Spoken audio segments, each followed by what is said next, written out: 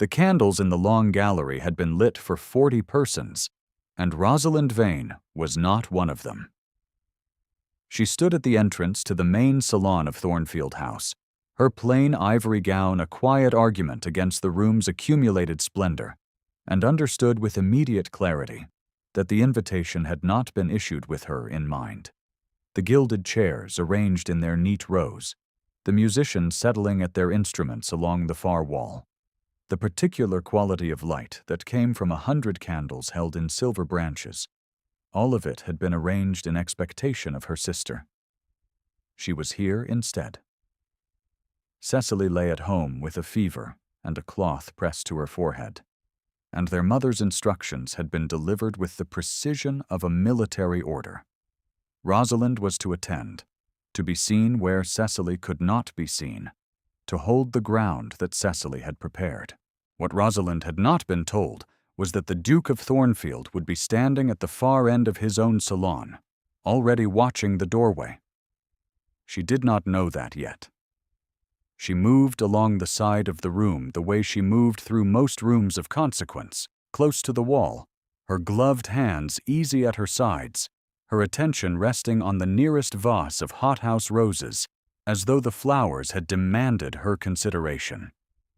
She was 23 years old and had spent a sufficient number of seasons learning that the most elegant form of self-preservation was to require very little of the space one occupied. The roses were white, with stems cut at a precise angle, and they had been placed in a Chinese porcelain vessel that probably cost more than her father's library. She noted this without bitterness. She had learned to note things without bitterness as a child, when noting them without bitterness was the only management available to her. Robert Ashford, Duke of Thornfield, had not moved from his position at the far end of the room. He stood with the particular stillness of a man who has learned that stillness is its own authority, his dark coat precise, his expression arranged into the formal neutrality expected of a host who does not particularly wish to be one. He had agreed to this concert because Lady Whitmore had requested it, and because refusing Lady Whitmore required an expenditure of energy he found difficult to justify. He had watched the doorway because he was, by habit, a man who watched doorways. He watched this one arrive, and did not look away. She did not look up from the roses. She would not look up from the roses for another 7 minutes, at which point a footman would brush a candlestick with his sleeve, and the subsequent clatter would bring every head in the room briefly around. In that moment, in the confused realignment of the room's attention, she would glance across the full width of the salon and find, at its far end, a pair of gray eyes already settled on her face. She would look away at once. He would not. What she could not have known, standing there with her attention arranged so carefully on the flowers, was that he had been told a Miss Cecily Vane was to attend his concert. He had been told this with the particular inflection Lady Whitmore used when indicating that a young woman was worth noticing. He had assumed, with the faint resignation of a man who had endured 3 years of such notifications, that he would spend this evening being pleasant to a suitable girl who meant nothing to him. He had not assumed this. Lady Whitmore found Rosalind before the first musical movement was half concluded. She materialized at Rosalind's elbow between the second and third passages, her fan deployed at a height that communicated both the room's temperature and her own opinion of the current situation. "Miss Vane," she said, and the name came out with a small precision that indicated she had already noted the absence of Cecily. "I had not expected you this evening." "My sister is unwell," Rosalind said. She kept her voice pleasant and her spine straight and watched the musicians rather than Lady Whitmore's face. "My mother wished the family to be represented." "How diligent of your mother." Lady Whitmore's fan moved through a slow half-arc. She was a handsome woman of 60. with the kind of composure that had been polished over decades of exerting it on people who could not afford to object. Her eyes traveled the length of Rosalind's gown with the efficiency of a woman accustomed to pricing things. "The spare sister," she said, dropping the words into the small space between them as though she were setting down a calling card. "How very conscientious." Rosalind said nothing. The phrase settled in her chest like a stone set into mortar, cold and particular, and precisely sized for the space it occupied. She had been hearing variations of this particular designation her entire life, and she had developed, over the course of 23 years, a composure in the face of it that would have astonished anyone who had not also had 23 years of practice. She sat through the remaining movements of the concert with her hands in her lap and her attention on the second violinist, who had a small repetitive motion of the right elbow that she found in some obscure way steadying. The intermission brought the room to its feet, and Rosalind rose with it and positioned herself near the window with a glass of lemonade she did not intend to drink, because the window offered the twin advantages of a reasonable view of the room and a reasonable excuse for not participating in its conversations. He came to stand beside her before she had completed her first inventory of the crowd. She was aware of him arriving, the way one becomes aware of a change in atmospheric pressure, some small difference in the quality of the air beside her, and she turned her head to find the Duke of Thornfield approximately 2 feet to her left, also apparently engaged in studying the garden below. "You are not Miss Cecily Vane," he said. "No," she agreed. "I am her sister." "I know." He did not look at her when he said it. She found this oddly reassuring. "Was the music to your satisfaction?" She considered the question. It was the kind of question that carried, beneath its social surface, the quiet assumption that she had an actual opinion rather than a suitable one. And it was not at all the kind of question she had expected from a man whose expression had not altered perceptibly during the entire first half of the concert. The cellist was imprecise in the second movement, she said, which was the truth and therefore a risk, though his tone in the third more than compensated for it. He turned his head then, just slightly, and she saw from the corner of her vision that his expression had shifted in some way she could not name, something that was not quite a smile and not quite surprise. "You play," he said. It was not a question. She did not know how he had known it, except that perhaps the way a person noticed a cellist's imprecision was audible in the words used to describe it. "Reasonably well," she said, which was the second truth, and therefore a larger risk. He did not press her. He said, "Miss Vane," with a quality of attention that made the commonplace address feel like something more deliberate, and moved away to speak with a group of gentlemen at the room's center. She stood at the window for another moment, her lemonade untouched in her hand, and felt the strange, unsettling impression of having been seen by someone who had looked at her on purpose. If you have ever quietly wondered whether being overlooked is the same as being unknown, this story has something to say to you. Stay with it. The season did not accommodate reflection. The season accommodated appearances, and appearances required her to return to Thornfield House 3 days after the concert. When Lady Whitmore hosted a luncheon that Rosalind attended again in Cecily's vicinity, Cecily having recovered sufficiently to come herself, their mother arranged between them like a conductor managing 2 very different instruments.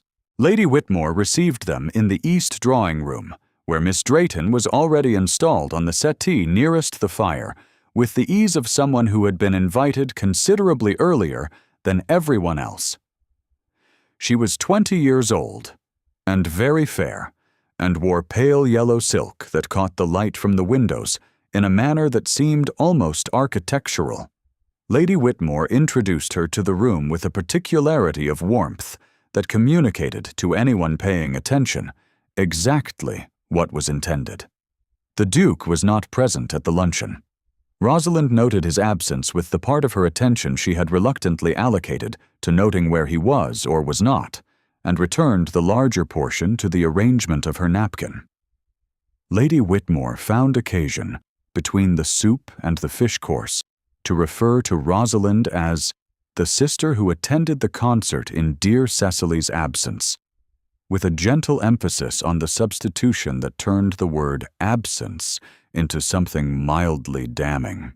Lady Vane, seated across the table, added with bright maternal efficiency that Rosalind had been very good to go in Cecily's place, though of course the evening was not quite what we had hoped, which was a sentence that managed, in 14 words, to be a more thorough dismissal than most people achieved in paragraphs. The dismissive label, the spare sister, settled now into general circulation, appeared again at the luncheon's conclusion when Lady Whitmore took Cecily's hand in both of hers and said to the room at large, without looking at Rosalind, "It is so gratifying when the right young women attend the right occasions." And Miss Drayton, who had been watching the entire exchange from the settee, allowed herself one small, precise smile. Rosalind walked home in the October air and counted the plane trees along the street and decided she would not mind. She nearly succeeded. The corridor at Thornfield House, on the afternoon of the Duke's private dinner, 3 weeks into the season, was quieter than the rooms it connected. Rosalind had been dispatched there by Lady Vane under the pretext of retrieving a dropped glove, though the glove was neither dropped nor actually missing, and she had understood that the errand was a management strategy deployed to separate her from a conversation in which her presence was considered surplus to the evening's requirements. She found the corridor without difficulty and was standing in it, deciding how long she needed to wait before returning plausibly, when she heard the sound from the servants' passage at the far end.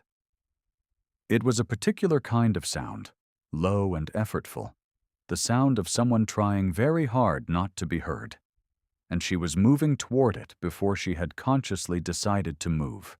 The footman was young, perhaps 16, in his best livery with a silver tray held against his chest as though it were a shield. He was standing with his back against the passage wall and his face very white and his breath coming in small, rapid pulls, and he looked, when Rosalind came around the corner, exactly as though he expected to be dismissed on the spot. "Sit down," she said, in the same tone she used with Cecily when Cecily required steadying. She said it quietly enough that only he could hear it. "I cannot," he said. "The trays are to go in at 8 o'clock. "It is 7:42, she said, which she knew because she had checked her mother's small watch before leaving the drawing room. "Sit down and breathe properly for a moment, and you will carry the trays better for it." He looked at her with the expression of someone who had not expected to be spoken to, as though he were a person whose breathing mattered, and sat down on the small bench along the passage wall, and breathed. She stood in the corridor and waited. And when the worst of it had passed, she told him that the trick with a large room full of strangers was to find one fixed point on the far wall and carry yourself toward it, and that anyone watching him from a distance would see competence rather than effort, which was the only version that counted in rooms like these. He listened. By 7:50, he had steadied. By 7:58 he had risen, straightened his livery, and gone to collect the trays with the particular care of someone who has been told that what they are doing matters. She turned back toward the main corridor and found the Duke of Thornfield standing in the passage entrance. She did not know how long he had been there. From his expression, which gave nothing away, it was impossible to determine. He looked at her for a moment with those gray eyes that she was beginning to understand gave nothing away on purpose, and then stood aside to let her pass. "Miss Vane," he said, and there was something in the way he used her name that felt, again, like intention. She went back to the drawing room. She did not look back. She did not need to, because the quality of attention she had felt from the passage entrance was the sort that did not require confirmation. What she could not have seen, moving away from him down the corridor, was the way he stood in the passage entrance for a moment longer than was necessary, looking at the place where she had been. The East Gallery of Thornfield House held 17 portraits in gilt frames and one that faced the wall. Rosalind discovered this on the morning after the dinner, when Lady Whitmore's housekeeper offered a brief tour of the public rooms to several of the ladies who had stayed overnight. And Rosalind followed at the group's edge with her customary unobtrusiveness. The portrait that faced the wall was a woman's. She could tell from the dimensions, and its frame was dark wood rather than gilt. And it had been turned with a precision that suggested the decision had been deliberate rather than temporary. She would have walked past it. One does not ask about a turned portrait in someone else's house. The Duke appeared at the gallery's far end, evidently come to collect something from the writing desk near the window.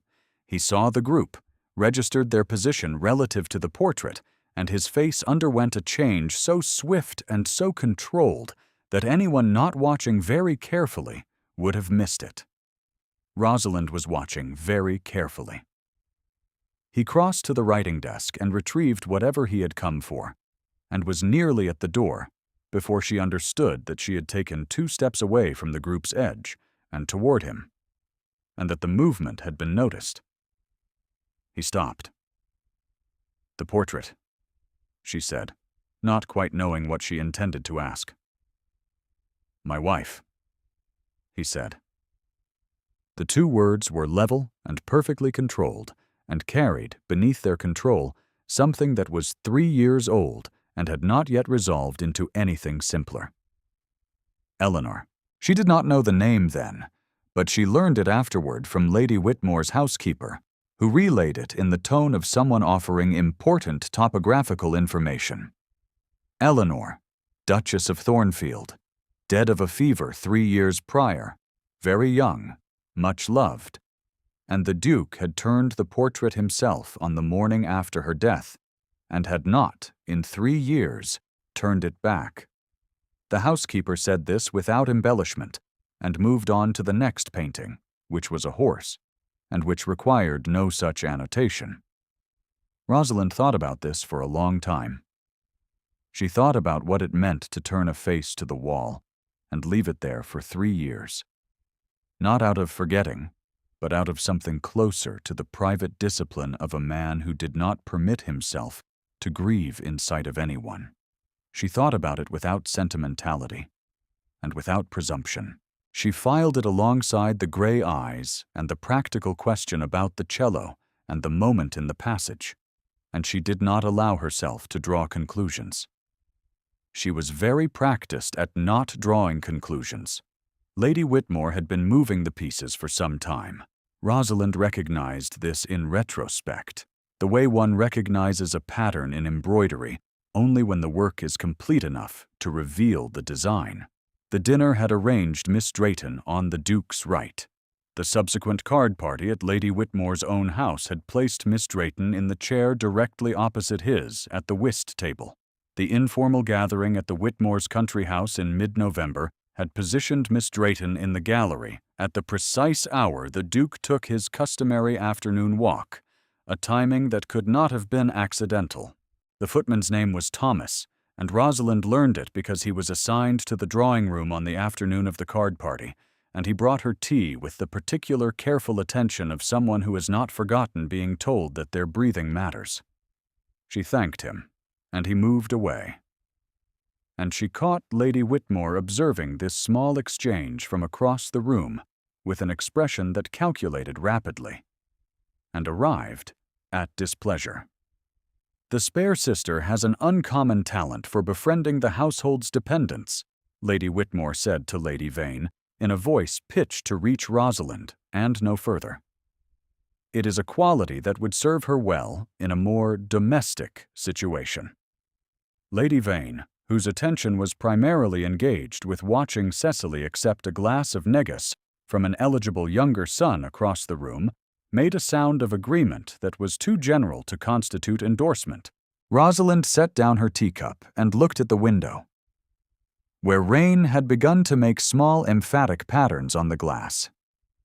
She was not, she told herself, surprised. The offer came at the end of November, on a gray Tuesday morning when the light through the breakfast room windows had the particular quality of light that has given up attempting anything ambitious.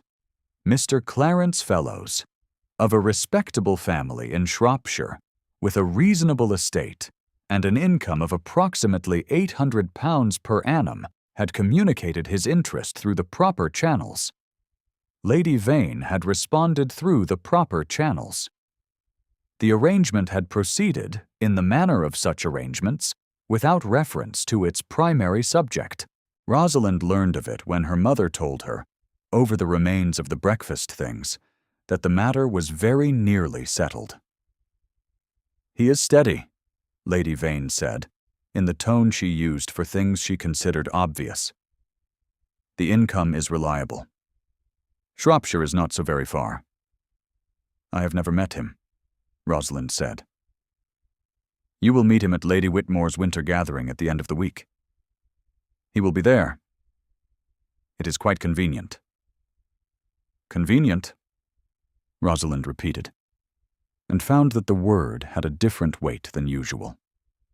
She sat with it all that day, and the following day, and the day after that, turning it over in a way she recognized as productive rather than distressed, because she had learned long ago that the space between a thing being decided and a thing being done was the only space available for deciding differently. She thought about Shropshire. She thought about £800 per annum and the particular life it described, a life that was livable and modest and that would take her out of the season's machinery and deposit her, permanently and without appeal, in someone else's drawing room. She thought about gray eyes in a passage entrance and told herself firmly that this thought was irrelevant. Lady Whitmore's winter gathering occupied the full first floor of Thornfield House on the last Friday in November. 40 guests arranged across 4 rooms with a musicians' gallery at the far end of the ballroom and a supper set for midnight. The occasion had been planned for some time. Rosalind attended with her mother and Cecily and wore her best gown, which was a deep green wool that she had remade twice, and which was, she acknowledged privately, extremely well made for a gown that had been remade twice. Mr. Fellows was introduced to her in the second room at 9:30.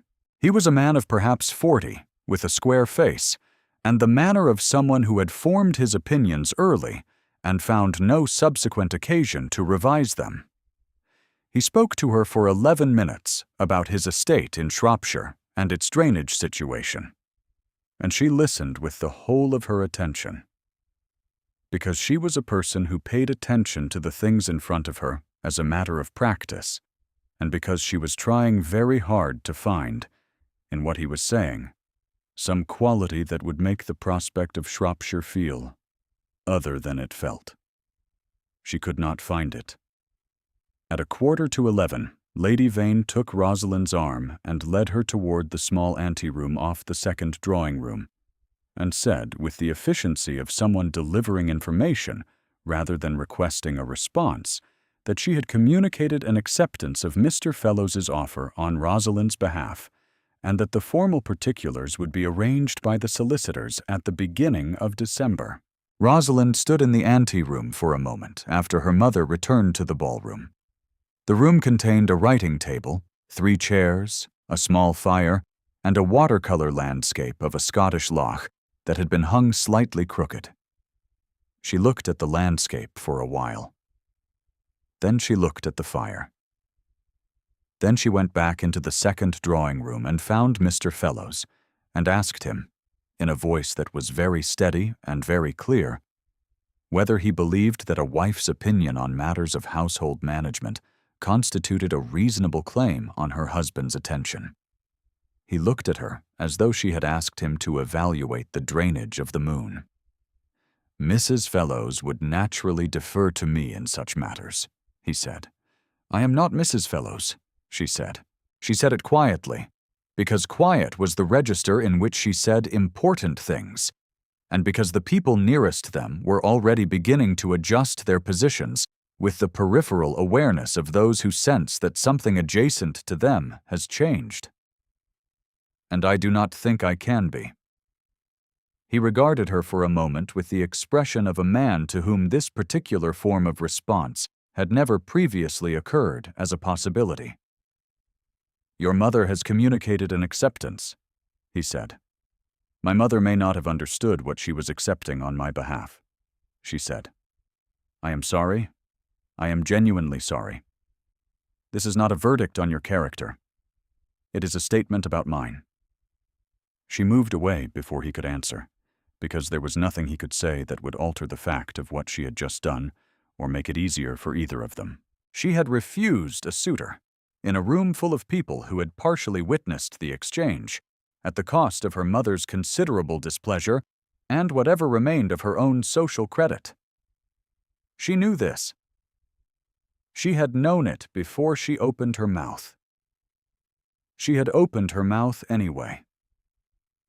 The ballroom was bright, and it was crowded, and she found herself at its edge near the musicians' gallery with the feeling of someone who has stepped off a ledge and not yet registered the distance to the ground.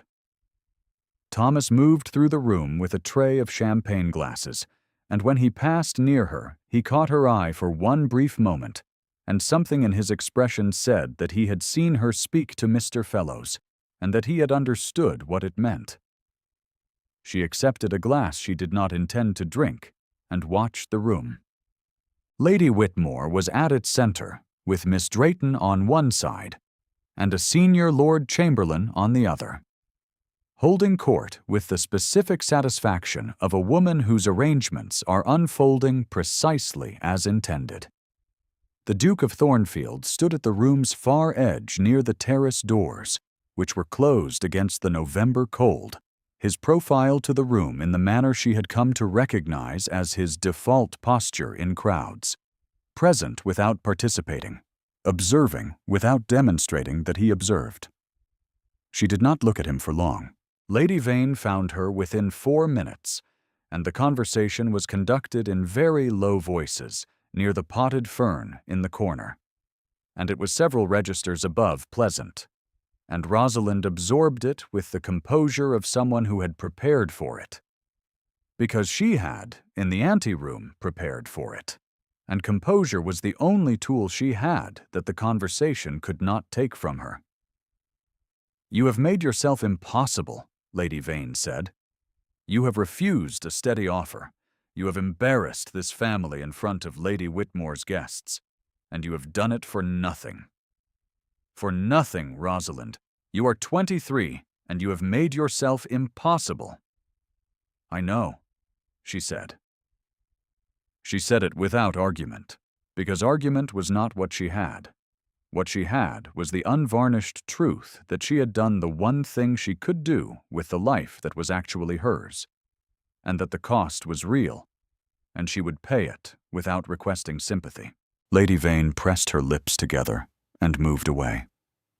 The musicians had begun a country dance, and the floor filled, and she stood at its edge and watched and thought about the East Gallery and the portrait facing the wall and the 3 years of private discipline that it represented, and she thought, with an honesty she could not quite suppress, that grief turned inward was the thing she recognized most clearly in the world, because she had been practicing a version of it her entire life.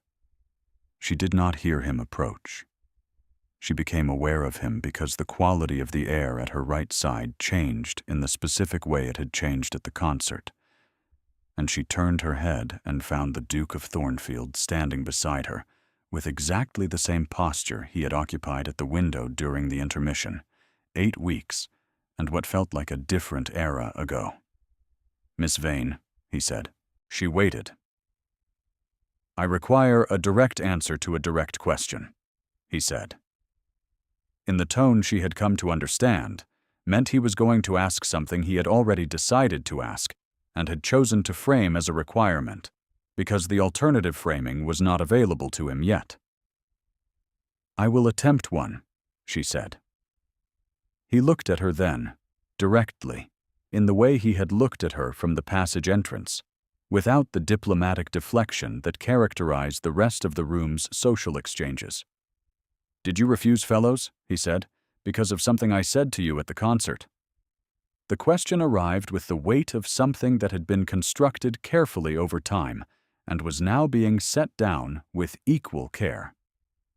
"No," she said, and then, because she had resolved tonight to cost herself whatever it cost, "I refused him because I recognized, when placed in the actual prospect of it, that a life in which I was expected to disappear quietly was a thing I could not make myself do." "The concert," she said, and stopped. "Miss Vane," he said. There was something in his voice now that had not been there at the concert, something that was still controlled and still precise, but that carried, beneath the precision, a quality of urgency she recognized, because urgency was the one thing she had not expected from him. And then he turned, and he moved from the room's edge toward its center, and she did not immediately understand what he was doing. He crossed the ballroom floor in 3 strides, which was enough strides to bring him to the room's precise center, where Lady Whitmore stood with Miss Drayton and the Lord Chamberlain, and which was enough strides to bring him into the range of the assembled 40 guests, who noticed, because he was the Duke of Thornfield, and it was his house, and the particular quality of his movement was one the room registered automatically. The music did not stop. It continued, because the musicians had not yet been given a reason to stop. The conversation, however, diminished in the manner of a fire when a window is opened, a gradual and irresistible reduction until there was almost nothing left of it. He turned and looked across the ballroom floor to where she was standing at its edge. Lady Whitmore's hand, which held her fan at its customary measured height, went very still. Miss Drayton, who had been mid-sentence about something Rosalind would never know the content of, did not complete it. The Lord Chamberlain turned his head with the careful precision of a man who intends to witness something he suspects will be significant. The music stopped. The musicians had apparently reached this conclusion independently. "Miss Rosalind Vane," the Duke of Thornfield said, into the room's attentive quiet. He said only her name. He said it with the specific gravity of a man who has chosen a name deliberately and publicly, and intends the choosing to constitute an irrevocable fact. Then, "Would you do me the honor of a formal introduction to your mother, with the intention of pressing my own suit in the proper manner?" The room held the question in its collected attention for a moment that felt much longer than it was. 40 persons. 20 conversations interrupted. 1 fan gone entirely still in a gloved hand. 1 young woman in pale yellow silk, who had understood with an expression that compressed rapidly toward something like recognition of defeat, that the evening had not proceeded as arranged. Thomas, passing at the room's edge with an empty tray, had gone very still beside the musicians' gallery, and his face held an expression that Rosalind, from across the room, read as the specific steadiness of someone who has found their fixed point on the far wall and is carrying themselves toward it. She took a breath. "Your Grace," she said, and crossed the ballroom floor toward him. Lady Whitmore said nothing. There was nothing in the established order of things that could be said to a duke at his own estate, in his own ballroom, before 40 witnesses who had stated his preference in the precise terms that admitted no ambiguity. Her fan resumed its motion after a moment, a slow, controlled arc that communicated the rapid internal revision of a woman recalculating her position, and she inclined her head with the dignity of someone who understands that the room has seen everything, and that the only remaining move is grace. Lady Vane, who had been watching from near the potted fern, stood with her hands clasped at her waist and wore an expression that was resolving, slowly and in real time, from displeasure through astonishment into something more complicated. The beginning of a recognition that Rosalind had been right about something Lady Vane had not been measuring correctly. Cecily, who had found a position near the room's center, with the absolute unerring instinct for notable events that had always characterized her, was watching with her dark eyes very wide and her hands pressed together in front of her, and she was, Rosalind saw, trying not to smile. The Duke stood in the center of his ballroom and waited for her to reach him, and when she did, he offered his hand, formally, in the manner of a man who intends everything he does to be formal and clear and unambiguous. She placed her gloved hand in his. The room exhaled. "I should tell you," he said quietly, in a register that reached her and no further, "that I did not hope for your sister at the concert." She looked up at him. "I was told a Miss Vane would attend," he said. "I watched the doorway. You came through it." His expression had not changed exactly, but there was something present in it now that had not been present at the concert, something that was too careful and too particular to be anything other than the truth.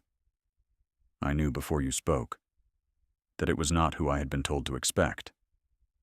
I did not mind." "You asked me about the cello," she said. "I had no practical reason to ask you about the cello," he said. "I was aware of this at the time." She felt something shift in her chest, a sensation she recognized as the internal equivalent of a window opened in a room that had been closed for a long time, a sudden cool and necessary movement of air. "I turned the portrait," she said, and then stopped herself. "You do not need to," he said. He knew what she meant. She could see that he knew.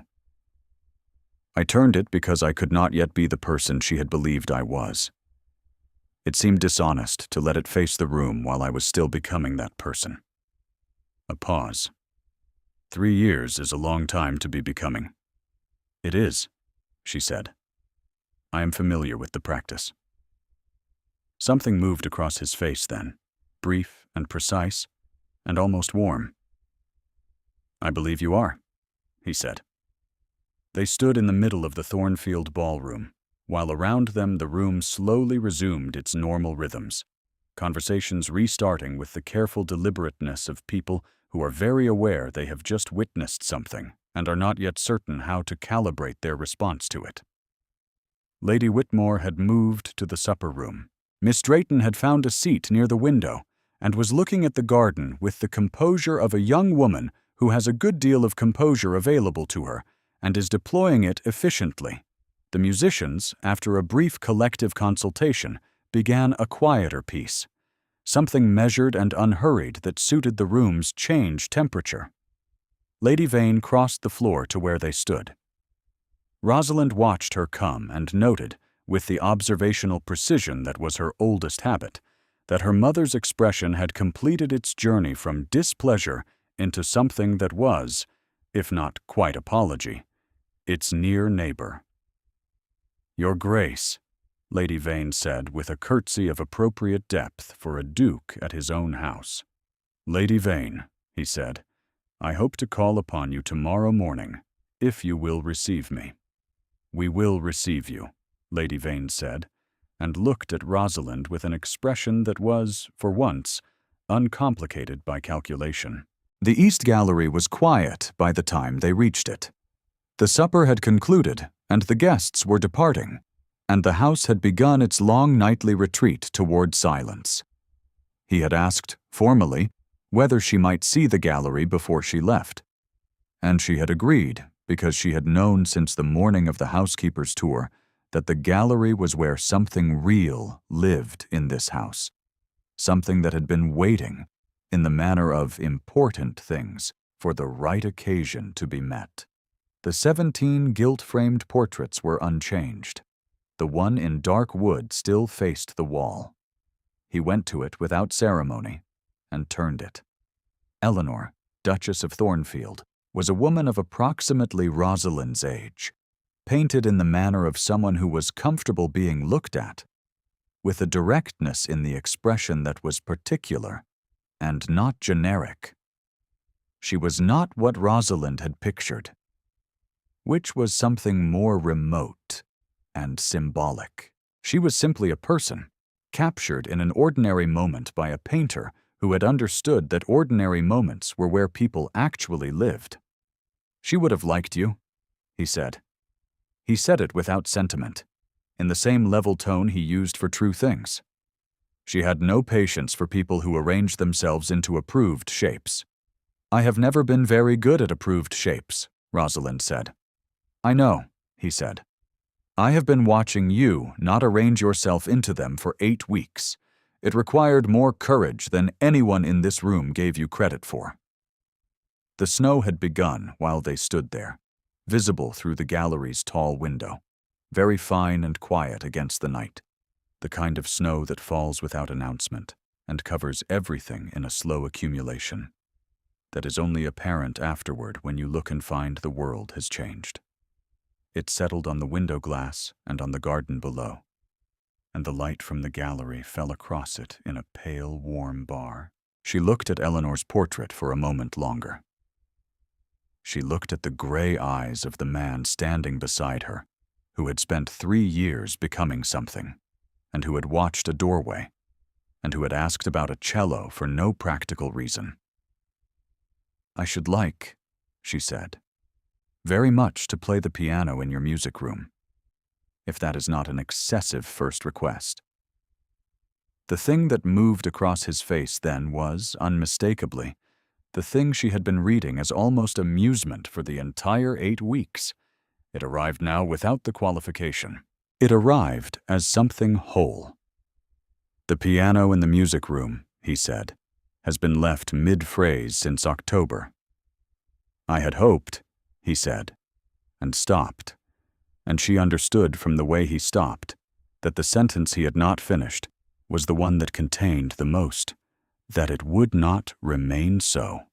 The gallery was warm, and the snow fell, and Eleanor's portrait faced the room for the first time in 3 years, and somewhere below them in the house, a single candle had not yet been extinguished, its light just visible under the gallery door. Steady and undemanding, and perfectly sufficient. Rosalind Vane, who had come to Thornfield House as a substitute and a spare, who had absorbed the season's verdict on her worth with the particular quiet courage of someone who keeps going anyway, stood in the east gallery of a house that was, in all the ways that would become clear in the following weeks, already becoming hers, and was seen, completely and without amendment, by the one person in the room whose seeing she had not dared to want. She did not need to be told that this was sufficient. She had known what sufficiency felt like her entire life. This was something considerably beyond it. If Rosalind's quiet courage moved you this evening, leave a word in the comments about the moment that reached you most. There are more stories like this one waiting, and your presence here is what makes telling them worthwhile. The snow continued to fall on Thornfield House, and the unfinished phrase on the piano waited, and the candle under the gallery door held its ground until morning.